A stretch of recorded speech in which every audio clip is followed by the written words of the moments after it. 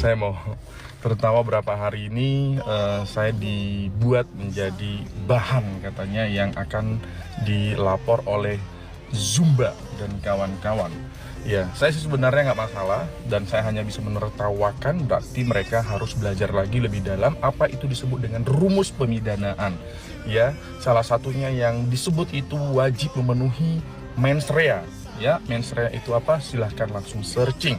Ya, dan suatu peristiwa hukum harus memenuhi adanya suatu kesengajaan untuk melakukan suatu adanya kesalahan atau kejahatan. Gitu ya. Jadi salah satu rumus yang terpenuhi selain dari unsur yang lainnya. Oke, saya masuk ke penjelasan sebenarnya kenapa kok bisa saya menari di Ka'bah. Aku bingung ya. Apakah memang ada hal atau ada suatu keputusan yang menyatakan bahwa itu tidak boleh. Kalau tidak boleh, itu yang jijik banget gitu. Di depan Ka'bah tuh, di depan gambar Ka'bah. Coba. Itu aja udah menghujat gitu. Itu aja udah bisa jadi delik aduan. Udah bisa Ya Allah jadi ya delik Karim. aduan. Toleransi begini gayanya toleransinya ini. Coba lihat. Bukan toleransi, Bang. Coba. Gila. Iya. Dia yang buat gesekan. Coba. Dia yang buat gesekan. Dia yang bikin perkeruh suasana. Dia perkeruh. Dia makin kemana-mana ini. Pansusnya makin jadi. Kalau Jadi dia nyanyi depan Ka'bah ya, gambar Ka'bah. Teman-teman yang mau sambang ke akun dia ya. Nih, Dosma si jabat bla bla bla. Itu yang jijik banget gitu. tuh di depan Ka'bah tuh, di depan gambar Ka'bah. Coba. Itu aja udah menghujat gitu. Itu aja udah bisa jadi delik aduan. Udah bisa Ya jadi Allah ya delik Karim. aduan. Toleransi begini gayanya toleransinya ini. Coba lihat. Bukan Coba toleransi, Bang. Coba. Gila. Iya. Dia yang buat gesekan. Coba. Dia yang buat gesekan. Dia yang bikin perkeruh suasana. Dia perkeruh. Dia makin kemana-mana ini. Pansusnya makin jadi. Kalau Jadi dia nyanyi depan Ka'bah ya, gambar Ka'bah. Teman-teman yang mau sambang ke akun dia ya. Nih, Dosma si jabat bla Udah bla cukup, bla. ada musiknya cukup. Intinya ini si siapa namanya? Dosma. Dosma. Ya Dosma ya. Jabat. Dia kan seorang lawyer ya. Nah ini sebagai bahan juga kita LP kan juga ini. Boleh, Harus di LP. Ya tolong dikirim itu video. Kita akan mencari ya di LP kan lah. Buat apa coba nyanyi-nyanyi kayak begitu terus backgroundnya Ka'bah. Setuju nggak semua teman-teman ini kita LP kan juga? Setuju, itu Setuju. bukan pengacara, itu provokator. Ya, kita Ini LP kan. Bunda ya bilang. Itu provokator, pengacara nggak kayak begitu. Kita LP kan. Oke. salam sejahtera untuk kita semua. Assalamualaikum warahmatullahi wabarakatuh. Kiranya Tuhan selalu menyertai dan memberikan kita kesehatan dan juga kesuksesan. Sebelumnya saya mau tertawa berapa hari ini saya dibuat menjadi bahan katanya yang akan dilapor oleh Zumba dan kawan-kawan. Ya, saya sih sebenarnya nggak masalah dan saya hanya bisa menertawakan, berarti mereka harus belajar lagi lebih dalam apa itu disebut dengan rumus pemidanaan. Ya, salah satunya yang disebut itu wajib memenuhi mens rea. Ya, mens rea itu apa? Silahkan langsung searching. Ya, dan suatu peristiwa hukum harus memenuhi adanya suatu kesengajaan untuk melakukan suatu adanya kesalahan atau kejahatan. Gitu ya. Jadi salah satu rumus yang terpenuhi selain dari unsur yang lainnya. Oke, saya masuk ke penjelasan sebenarnya kenapa kok bisa saya menari di Ka'bah. Aku bingung ya. Apakah memang ada hal atau ada suatu keputusan yang menyatakan bahwa itu tidak boleh. Kalau tidak boleh ya biar saya mengetahui dan saya harus menganalisa. Tapi sejauh ini nggak ada gitu. Bahkan saya tanya ke kiai dan juga orang-orang yang beragama, ustadz dan juga agama-agama yang sekiranya memahami pendalaman itu, tidak ada. Jadi aku bingung orang ini tujuannya apa tuh ya. Jadi ceritanya sebenarnya adalah itu pada saat saya di Jember, Jawa Timur, itu adalah rumah dari pimpinan cabang kantor kita di Jawa Timur. Ya, tepatnya kita lagi menangani kasus di Jember, Jawa Timur. Terus pada saat saya masuk ruangan, karena itu masih pakai baju kerja ya, masuk ruangan, terus saya lihat itu, saya mengagumi, wow, gede, keren gitu kan. Berarti saya kan mengagumi, toleransiku baik dong. Ya, dan di situ banyak orang ya, karena di situ ada lagi kumpul ibu-ibu lagi kumpulan pengajian atau warga di situ, mereka ada buat bisnis gitu. Oke, saya masuk ke dalam. Pas saya masuk ke dalam, gila, saya keren, suka banget, suka. Nah, karena kan saya suka seni. Oke, kenapa saya bilang suka dan bagus banget? Itu di bingkai, tapi itu bukan lukisan pada umumnya, tapi lukisan yang di tembok. Ingat, saya ulang sekali, itu adalah tembok ya, tembok rumah pimpinan cabang kantor kita Lofom DRS Jawa Timur. Udah, karena saya mengagumi, karena ibu-ibu di situ karena sebelumnya mereka katanya melihat saya di media sosial dan juga salah satu stasiun TV, jadi mereka ngomong, oh itu kan Bang Dosma yang ini gitu kan. Karena saya tidak ada merasa sok ngartis, jadi saya nggak terlalu hiraukan, saya hanya bilang, iya Bu, izin gitu. Nah, tapi karena mereka sambil ketawa-ketawa dan juga memfoto, dan juga katanya mau ngajak tiktokan, jadi spontanitas lah, karena waktunya tidak terlalu bisa cepat ya. Jadi saya langsung searching lagu, karena saya lagi tinggal di daerah Jawa, jadi saya searching, dan itu yang muncul adalah lagu rohani, yang memang saya mau mencari lagu rohani ya, lagu rohani yang bahasa Jawa. Dan itu bagus menurut saya, ketukannya, liriknya, semuanya. Dan saya juga memahami, cukup saya mendengar sebentar, saya langsung membuat gerakan. Dan itu yang memvideokan itu adalah beneran ustadz juga gitu kan. Dan saya juga izin, ini nggak apa-apa ya, nggak apa-apa ya kan, kamu suka, kamu bagus, itu kamu suka gitu. Nggak mungkin tak angkat lukisannya ya. Kalau saya menyukai, tidak, yang ada saya bilang, sampaikan ini tuh siapa yang melukis, siapa yang ini, siapa yang itu, kok bagus banget ya, karena saya mengagumi. Dan nggak mungkin tak angkat, karena kan itu tembok ya, dilukis di tembok, hanya dibuat bingkai gitu. Makanya saya hanya bisa mengabadikannya melalui video, nggak mungkin juga foto. Kenapa? Karena saya pengen mendokumentasikan bahwa itu keren. Kalau foto kan masih bisa editingnya gitu, kalau video itu adalah originalnya.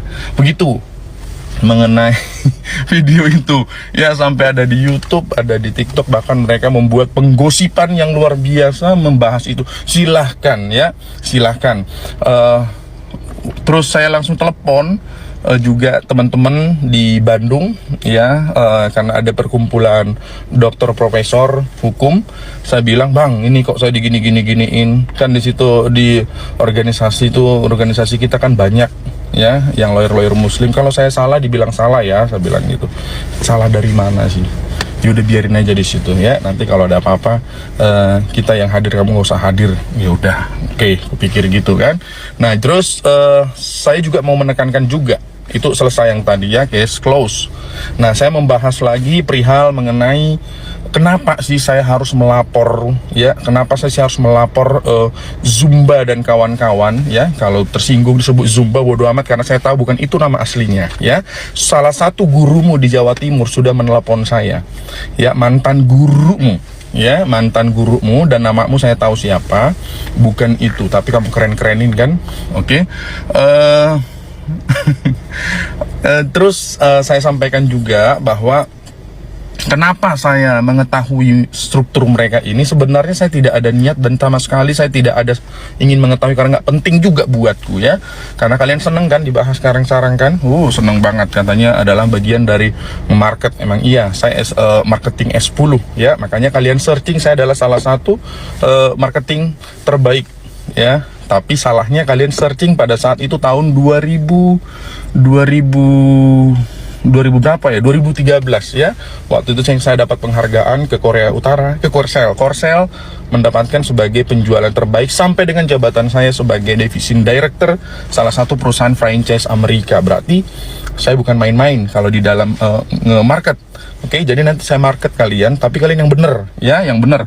Oke, pada saat waktu saya di rumah Ratu Entok sebelum dia ditahan ya, sebelum dia ditahan, kita sudah komunikasi. Betul, orang-orang yang sangat bijak sekali memberikan komentar di media sosial adalah sebenarnya kalau dia minta maaf dengan tulus, itu kami tidak akan mungkin melakukan sampai sejauh ini, ya. Tapi karena dipancing dan saya tahu ini orang baik, anak baik gitu kan, dan saya lebih kekasian sebenarnya pada saat datang ke sana, ke rumahnya, terus tiba-tiba ada dia ngomong, "Bang, ini chat api gitu kan." Jadi ingat, saya tahu ya, saya baca chat kalian. Jadi sebenarnya api menghubungi, menawarkan diri untuk mengurus Entok, bahkan kita membuat diskusi, bukan Entok yang mencari. Saya baca chatnya, oke? Dan ada saksi di situ. Jadi yang memperkeruh adalah kalian, oke? Paham itu ya? Jadi menawarkan diri bahwa ini menjadi objek. Lihat, apa kalian bantu? Kalian biarin sendiri di sana kan? Oke. Pada saat waktu saya menanyakan apa api itu, saya pikir Asosiasi Pendeta Indonesia, beneran. Kenapa? Loh, kok kamu bisa dihubungi? Ya, saya bilang, "Kak, kenapa kamu bisa dihubungi sama api?" Karena kalau Asosiasi Pendeta Indonesia, saya pernah membuat acara Natal. Kebetulan waktu itu saya ketua Natalnya, antara Pradi ya, DPC Pradi dan juga API, kerjasama sama organisasi yang kita punya ya, organisasi pengacara Oikumene Indonesia.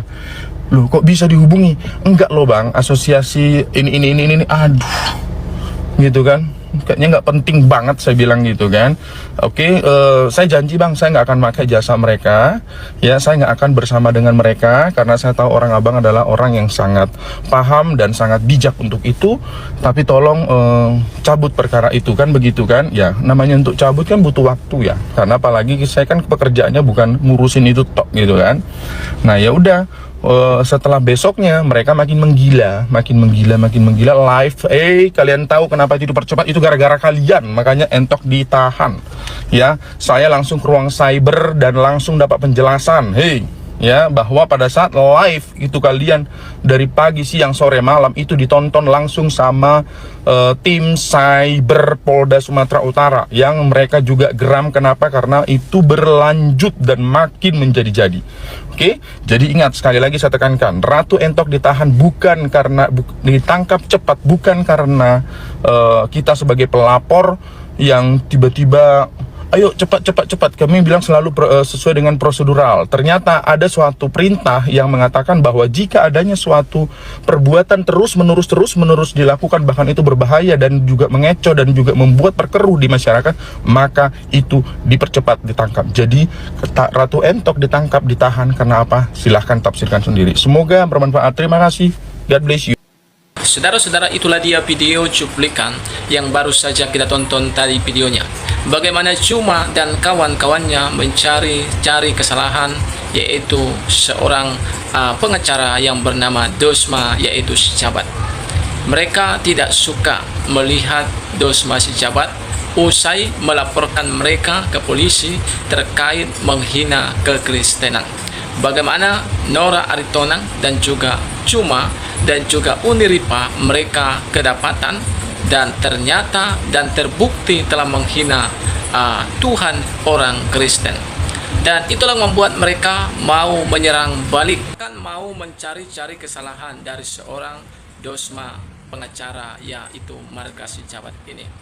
Terkhusus buat saudaraku, yaitu seorang pengacara, yaitu Marga Sijabat, yang sudah begitu peduli terhadap NKRI dan juga kepada kekristenan, yang mana selama ini sering dihina dan bahkan dicaci maki oleh oknum-oknum tertentu.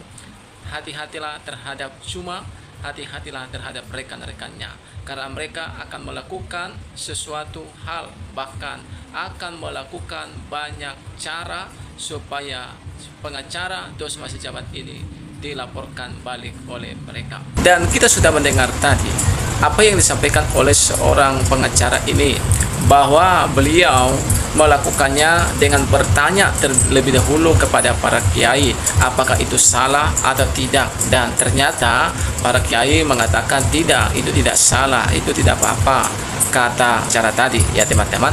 Jadi sudah sangat jelas, dan seorang pengacara ini juga berkata bahwa orang akan diduga menista dan bisa dilaporkan ke polisi atau dijadikan tersangka apabila seseorang itu sengaja melakukannya ataupun dengan melakukannya karena ujaran kebencian, seperti yang dilakukan oleh Uniripa, seperti yang dilakukan oleh Juma, seperti yang dilakukan juga Nora Aritonang, dan bahkan juga yang dilakukan oleh Ratu Entok. Dan Ratu Entok ini sudah dimasukkan ke dalam penjara, dan sekarang tinggal giliran Juma, Uniripa, dan bahkan Nora Aritonang. Karena apa? Mereka sengaja melakukannya. Mereka melakukannya dengan seenak hati mereka. Mereka pikir tidak ada yang bertindak, tidak ada dari orang Kristen yang memproses mereka. Puji Tuhan, Tuhan memakai siapa saja, dan bahkan hari ini Tuhan memakai seorang, yaitu Dosma Sicabat sebagai pengacara yang berani melaporkan mereka. Kiranya laporan yang disampaikan oleh saudara kita Dosma kiranya segera diterima oleh pihak yang berwajib, dan kiranya pihak yang berwajib menonton videonya dan bahkan segera memproses, menangkap Uniripa dan juga kawan-kawannya yang terbukti menista agama kekristenan. Kenapa hal itu harus dilakukan? Supaya negara kesatuan Republik Indonesia aman dan dipenuhi damai sejahtera, tidak ada lagi saling membenci agama yang satu dengan agama yang lain. Mereka ini bukan Indonesia, karena Indonesia harus cinta yang namanya perdamaian. Kiranya video yang saya bagikan ini boleh mengedukasi dan juga memberikan kepada kita suatu pembelajaran supaya kita jangan melakukan hal yang sama seperti yang dilakukan oleh Juma dan rekan-rekannya. Kiranya Tuhan memberkati kita. Shalom dan sampai jumpa di video selanjutnya.